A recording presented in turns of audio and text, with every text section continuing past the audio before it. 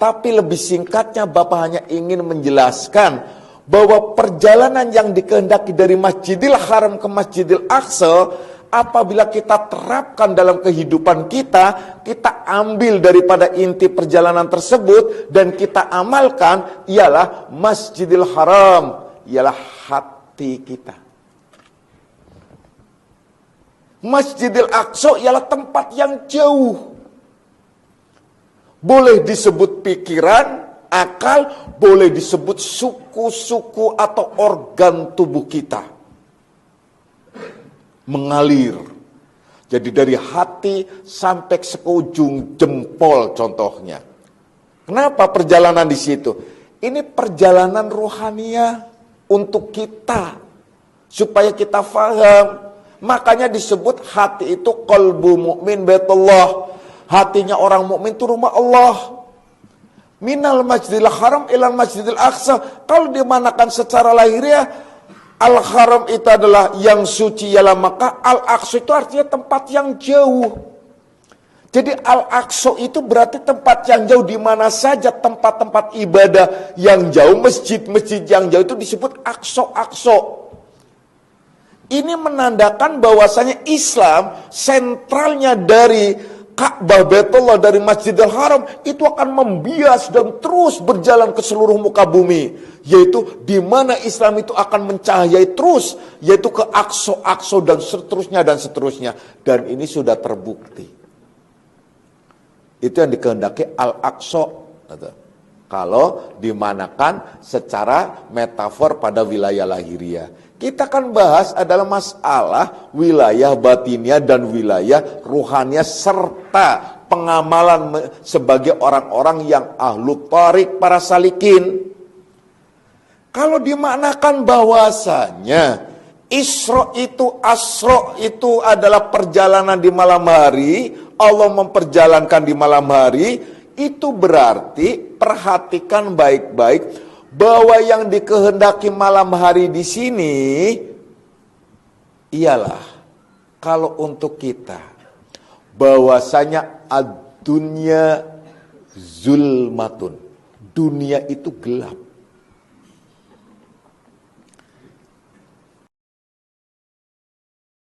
Malam gelap gulita itu dunia.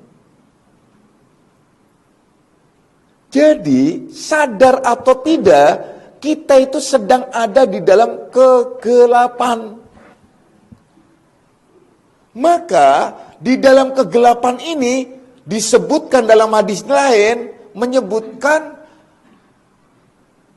bahwasanya ad-dunya mal'unatum mal'unum ma fiha illa ma kana lillah. Dunia ini karena gelapnya itu bisa melaknat dan terlaknat.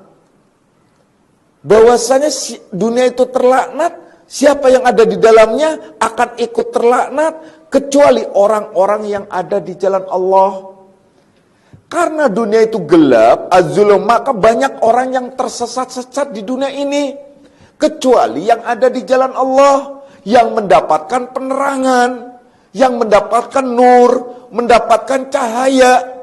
Maka hakikatnya orang-orang yang menuju kepada Allah, seperti kalian susah payah datang ke pengajian, kemudian kalian mengambil talqin, mengambil bai'atur ridwan, tentang bai'at thariqah, ingin berjalan menuju kepada Allah, itu satu tanda bahwa Allah sedang menarik kalian, sedang mengisrokan. Allah menarik kalian untuk diisrokan, untuk diperjalankan di kegelapan malam dunia ini. Dengan jalan perjalanan dengan jalan menuju kepada Allah, ini adalah perjalanan spiritual untuk kita. Oleh karena itu orang-orang yang ahli thariqah itu bisa disebutkan orang-orang yang sedang diisrokan oleh Allah, dalam tanda kutip sedang diisrokan, diperjalankan oleh Allah di kegelapan dunia ini. Dunia ini gelap, percayalah. Kalau dunia ini sudah gelap, sudah. Berarti siapapun orang yang tidak mendapatkan hidayah dan tidak diisrakan oleh Allah, maka dia akan terlunta-lunta dan tersesat-sesat. Kita bersyukur kepada Allah. Pada saat kita mendapatkan anugerah seperti ini, diperjalankan kita oleh Allah.